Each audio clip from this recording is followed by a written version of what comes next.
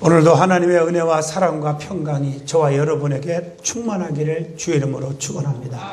오늘 이 말씀을 스마트폰을 통해서 또 유튜브를 통해서 혹은 전 세계에서 TV를 통해서 말씀을 듣는 분들에게도 같은 사랑과 평강이 넘치기를 축원합니다. 사도행전 20장 19절로 35절을 통해서 믿음의 결산이다 하는 제목으로 함께 은혜를 나누고자 합니다. 옛날 말에 시작이 반이다 하는 말이 있습니다. 또 첫 단추를 잘못 잠그면 모두 잘못 잠그게 된다. 그래서 첫 단추가 중요하다. 그런 말이 있습니다. 시작이 중요하다는 말이죠. 운동선수들도 보면 이 스타트가 참 중요합니다. 특히 수영선수들 다 스타트가 중요해요. 스타트가. 지금 피아노 우리 박주영 세계적인 피아니스트 오늘 연주했지만 이 처음에 이렇게 딱 피아노를 이렇게 처음부터 잘 치니까 끝까지 잘 나가지만 어떤 분들은 긴장해갖고 처음에 삑 걸어갖고요. 마지막까지 죽을 쓰는 분들도 있어요. 여러분 이 스타트가 참 중요합니다. 논문을 써도 보면 서론을 잘 전개하면 본론이 아름답게 나오고 또 결론도 더 좋게 나오는 줄로 믿습니다. 그래서 시작이 참 중요합니다.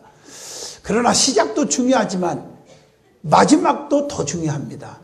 끝이 좋으면 모든 것이 다 좋다고 말을 하게 되어 있습니다. 인간이 잘 태어나는 것도 중요하지만 마지막 인생을 마무리할 때, 죽을 때 보면 더 중요하다는 것을 느끼게 되는 줄로 믿습니다. 여러분들이 처음에는 교회 올 때 믿음이 없는 것 같아도 마지막에 믿음이 점점 자라서 마지막에 죽게 될 때 이야 생명줄을 잡았습니다. 하나님 앞에 갑니다. 하고 기쁨으로 가시는 분들을 보면 얼마나 기쁜지 몰라요. 여러분 호랑이는 죽어서 가죽을 남긴다. 사람은 죽어서 뭘 남긴다? 이름을 남긴다 그러지만 이름이 남기는 게 중요한 게 아니에요. 좋은 이름을 남기는 사람도 있고 나쁜 이름을 남기는 사람도 있지 않습니까? 그런데 그거보다 더 중요한 것은요. 자, 이름을 남기는 것보다 믿음의 관점에서 보면 사람은 사명을 남긴다. 이렇게 말하면 더 좋을 것 같아요. 다시 말하면 작품을 남기고 가는 거예요. 제가 죄송하지만 우리 아버님 어머님 하늘나라에 가셨습니다. 장로님 권사님. 지금도 시골에 내려가 보면 어르신들이 전부 우리 아버지 어머님 얘기를 해요. 그러면서 야 과연 예수집 쌍둥이가 저렇게 많이 컸고 저렇게 세계적으로 복음을 전하고 부흥회를 다니구나 이런다고요. 저희 집이요 예수집이고요. 대문집 무슨 집 있잖아요. 그 대문집 강아지집 뭐 이렇게 있는데 예수집 하니까 더 좋잖아요. 우리 집은 예수집이야. 그리고 예수집 제가 쌍둥이야. 그러면 다 알아. 우리 고향에 가보면요. 우리 고향에 충청남도 논산군 성도면 3원 210번지인데 모르는 사람이 없어요. 우리 아버님이 많은 작품을 많은 사명을 남기고 가셨어요. 이것도 우리 아버님의 사명입니다. 우리 아버님 때문에 예수 믿고 그래서 이렇게 자기가 권사도 되었고 또 우리 자녀들이 목사들이 이렇게 나왔다고 이런 말들을 참 많이 해요.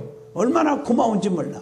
우리 사모도 보면은 저보다도 몇 대째 예수를 믿는 집안이라 그런지 참 좋은 소리를 많이 제가 들을 때 야 내가 장가도 잘 갔구나 이렇게 할 때가 또 생겨.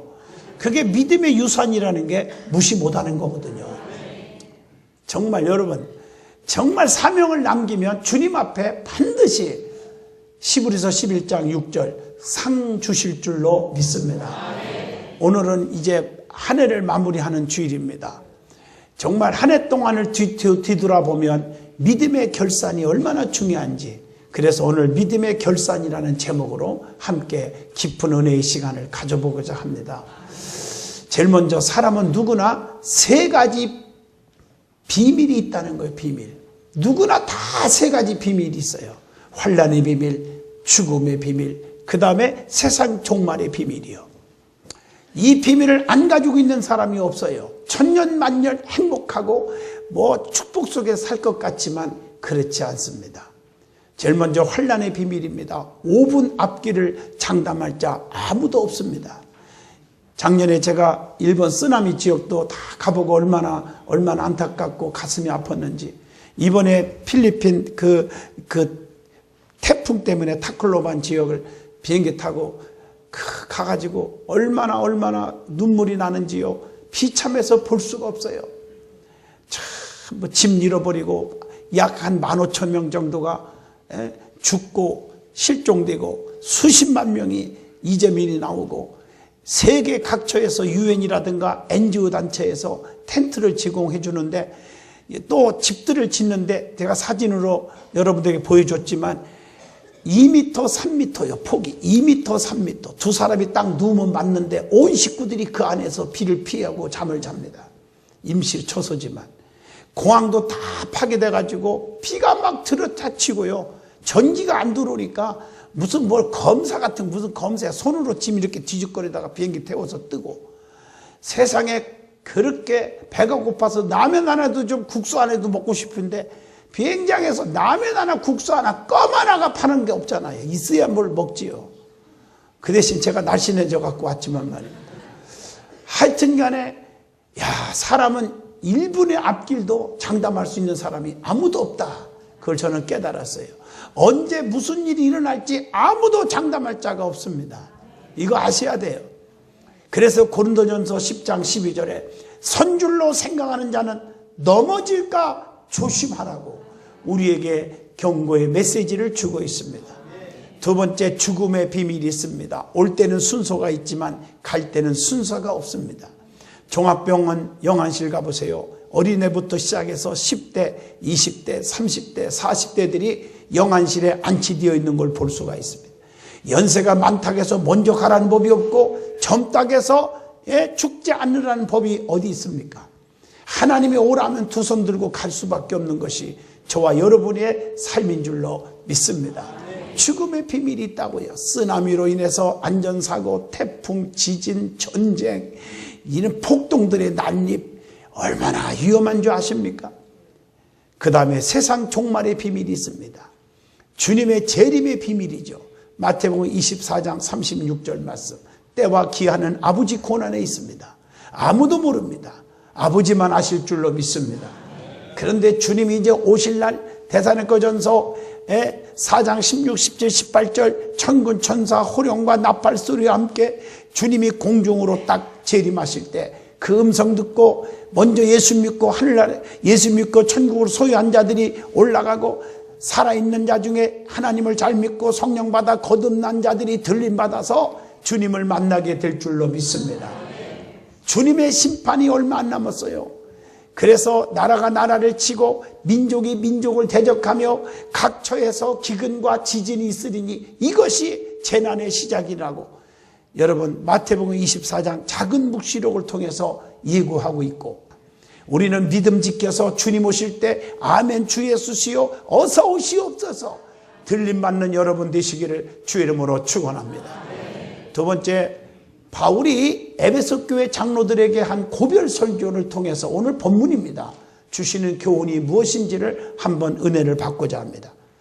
자, 오늘 본문 말씀은 바울은 주님께 믿음에 결산하여 내놓은 고백의 말씀입니다. 바울은 첫째로 겸손과 눈물로 살았다고 자기 자신의 결산 보고를 드리고 있습니다. 본문 사도행전 20장 19절의 말씀입니다. 여러분, 사도 바울은 누굽니까?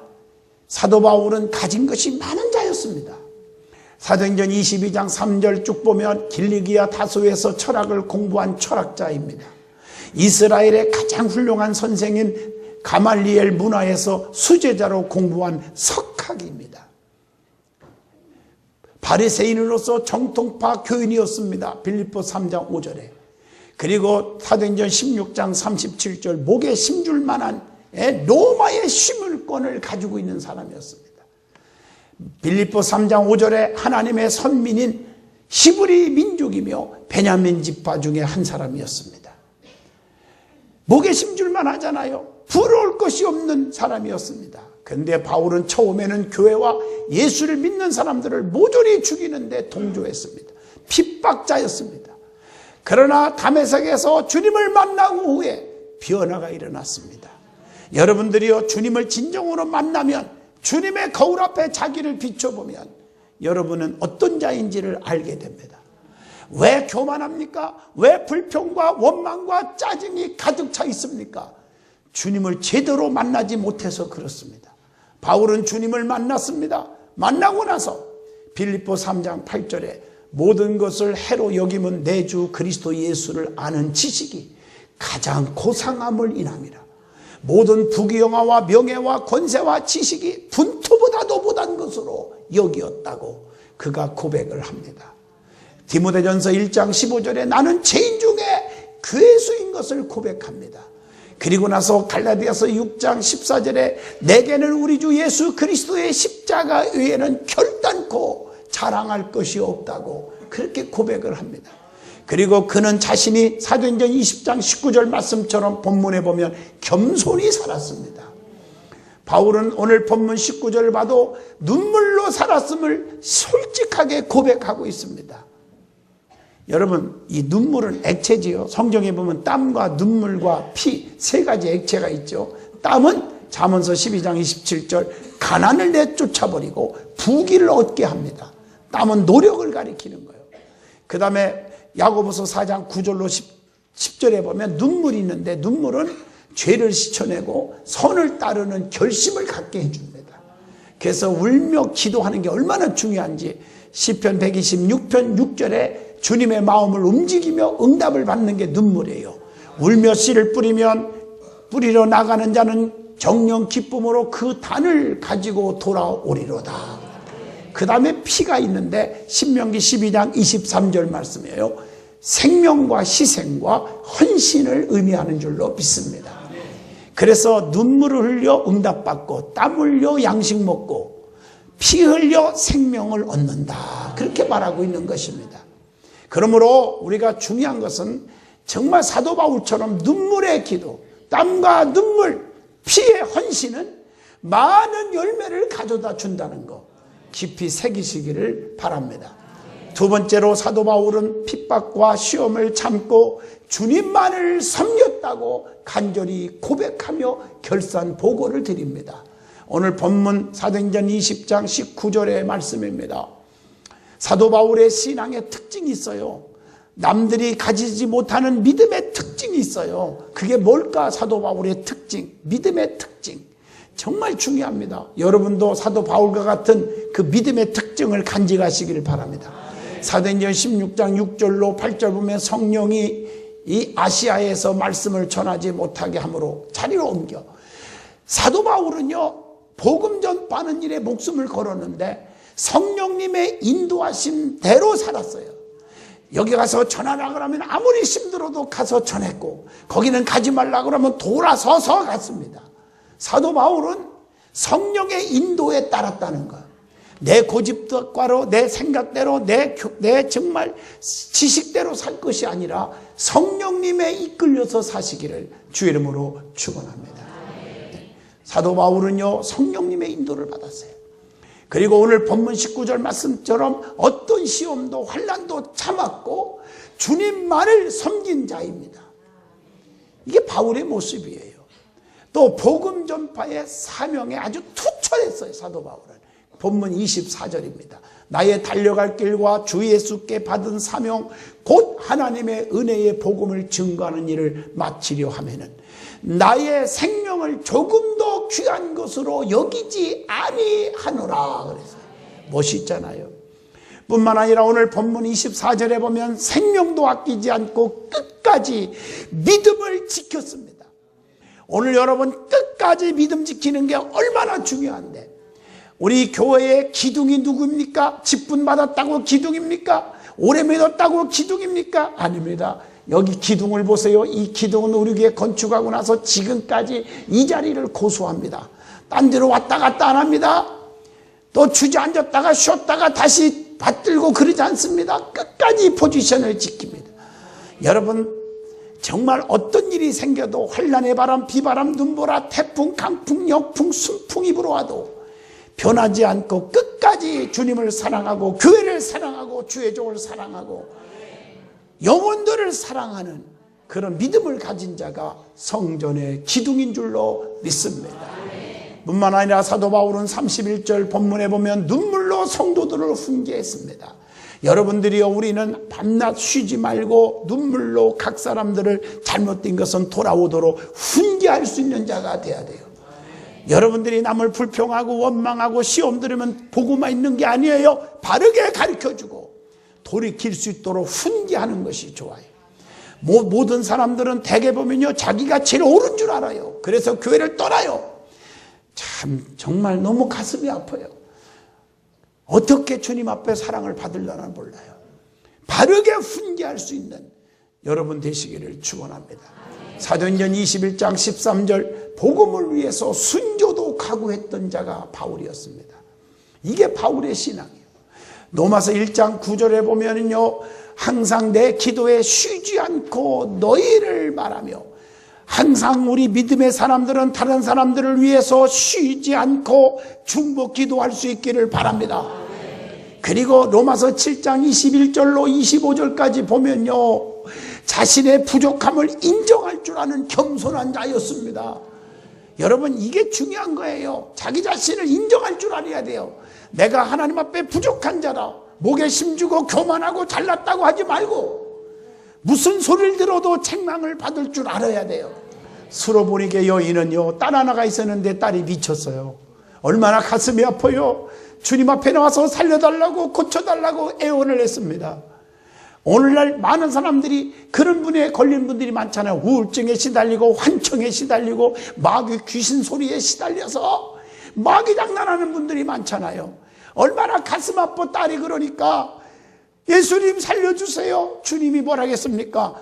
개들에게 던짐이 마땅하도다. 여러분 같으면 죽인다고 덤볐을 거예요. 그런데 이 여자 보세요. 옳소이다 인정합니다. 제6의 개수 같은 납니다. 정말 개맛도 못한 여자입니다. 그러나 개들도 상 안에 버려두는 부스럭이라도 주워 먹지 않습니까? 그 은혜를 달라고. 예수님의 마음이 얼마나 감동이 되었으면, 여자여 네 믿음이 크도다. 그러면서 네 소원대로 되라.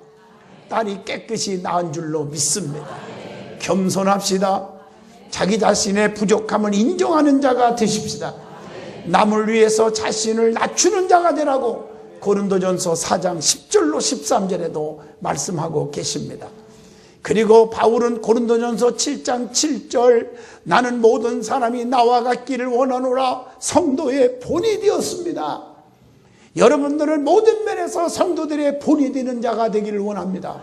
갈라디아서 1장 10절에 보면 사람보다 하나님을 기쁘시게 했습니다. 사사니까 후서 3장 8절에 남에게 해를 끼치지 않았다고 고백합니다. 여러분은 나 때문에 상대방이 믿음이 뚝뚝 떨어지고 시험 들게 하고 있지 않습니까? 상대방에게 피해를 주고 있지 않습니까?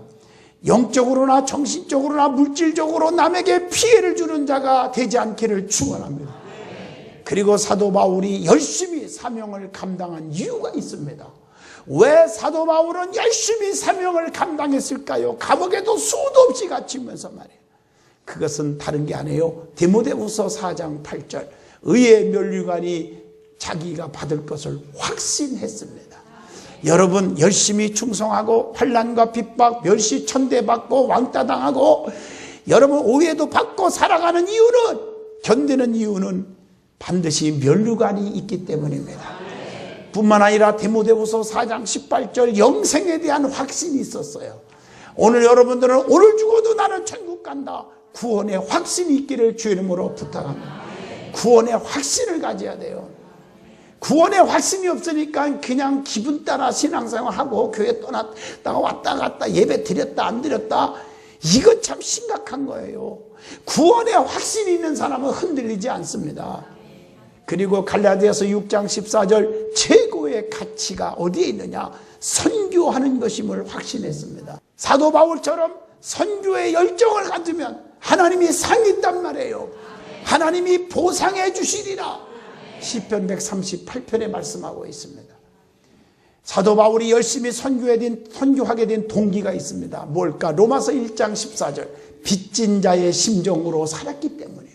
고린도전서 9장 16절, 선교는 하나님께 대한 의무로 여겼기 때문이에요.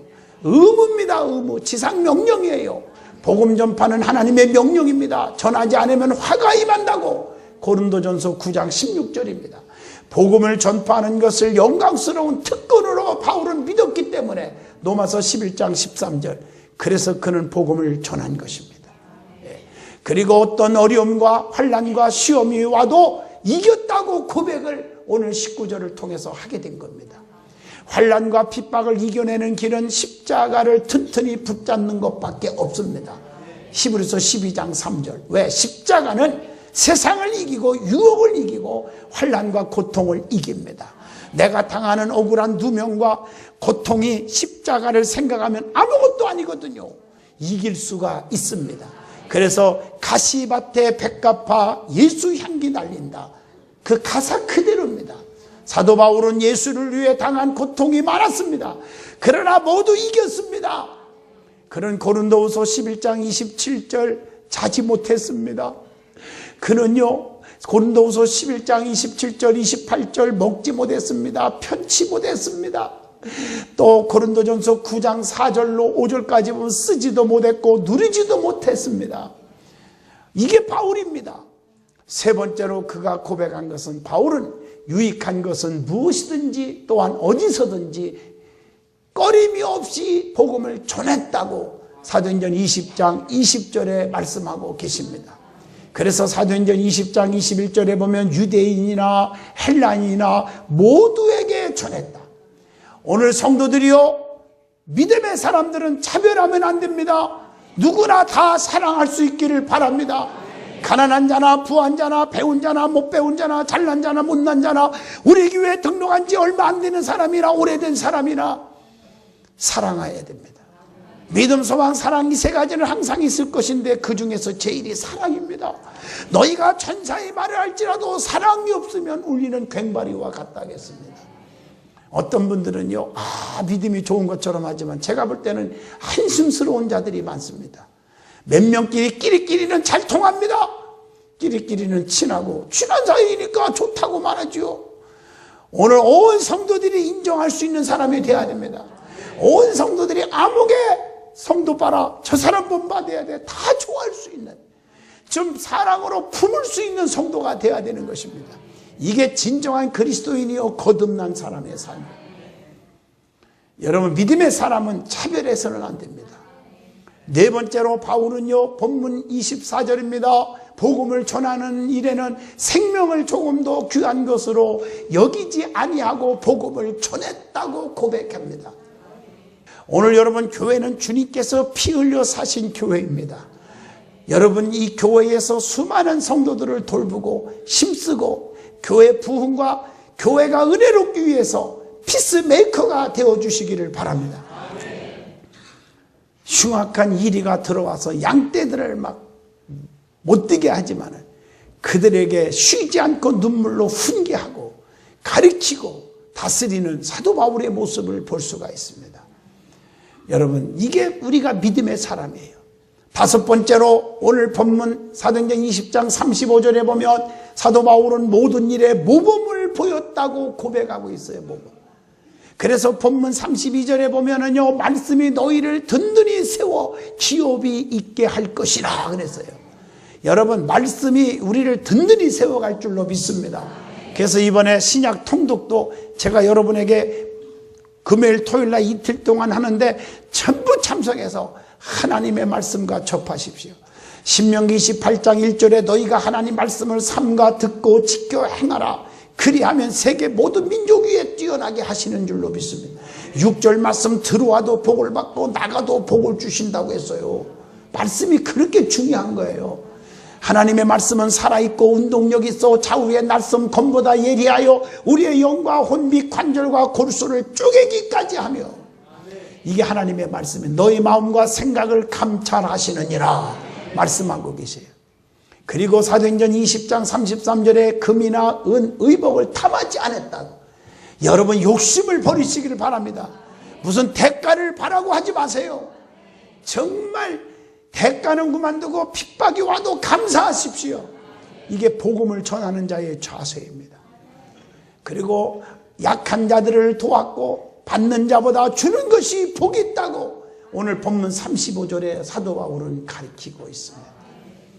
여섯 번째로 사도 바울이 전도자로서 각오한 말씀들이 있습니다. 이것이 저와 여러분의 진심 어린 각오가 되시기를 축원합니다. 그게 뭘까? 첫째로 오늘 본문 24절, 복음을 전하는 일에 자기 생명도 귀하게 여기지 않았다고 고백합니다. 또 고린도전서 2장 2절, 예수님의 십자가 이외에는 아무것도 알지 않기로 작정했다고 고백합니다. 고린도전서 9장 16절, 복음을 전하여도 자랑할 것이 없으면 내가 부득불 당연히 할 일임이라고 고백하셨습니다. 고린도전서 10장 33절, 자기 유익을 구하지 않았고 많은 사람의 유익을 구했고 그 사람들이 구원받게 해달라고 기도했다고 고백합니다. 여러분의 고백이 되기를 바라요. 갈라디아서 6장 14절에 예수님의 십자가 이외에는 결코 자랑하지 않겠다.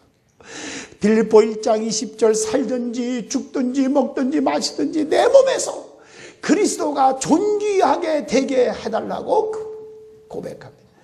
빌립보 3장 14절, 표대를 향하여 주님 안에서 부르심의 상을 쫓아간다고 고백합니다. 이게 사도 바울의 믿음의 고백입니다. 우리의 고백은 어떤 고백입니까? 무엇을 마실까, 무엇을 먹을까, 무엇을 입을까, 이런 고백을 합니다. 원하는 것이 그겁니까? 여러분은 진정한 사도 바울의 고백이 생활 속에 일어나기를 바랍니다. 결론을 내립니다. 시작보다 나중이 더 중요하다고 했습니다. 주님 심판하러 오실 때에 반드시 셈하게 됩니다. 나는 너를 위하여 몸 바쳐 피 흘려 생명까지 주었는데 너는 나를 위해서 무하다 왔느냐? 답변하셔야 합니다. 달란트 비유에도 보여주셨듯이 이익을 남기지 못한 그런 종은 바깥 얻은 게 내쫓아버렸어. 말이 왜 이렇게 많은지. 교회도 보면요, 일 안 하는 자들이, 열매가 없는 자들이 말이 많아요. 이러고 저러고 참 답답해요. 그러나 2달란트 더 남긴 사람, 5달란트 더 남긴 사람은 마태복음 25장 21절과 23절에 보면 착하고 충성된 종아, 네가 지극히 적은 일에 충성하였으며 내가 더 많은 것을 내게 주며 내 주인의 즐거움에 참여할지어다 칭찬을 받게 되었습니다. 여러분, 이제 한 해를 마무리했습니다. 뒤를 돌아봐야 됩니다. 내가 잘못한 게 뭔지, 온전한 예배를 드렸는지, 입힌 게 접은 게 되지 않았는지, 불평 원망을 얼마나 많이 했는지, 하나님의 법도에 따라 11조 생활, 감사 생활, 전도 열매 맺었는지, 항상 불평 원망 대신에 감사를 생활했는지 결산해 보시기를 바랍니다. 다시 한번 지난 날을 회개하고 이제 한 해를 잘 마무리하셔서 새해는 주님이 주시는 축복, 주님이 주시는 기적과 능력을 받아서 복을 누리는 저와 여러분이 되시기를 진심으로 축원드립니다. 기도합니다.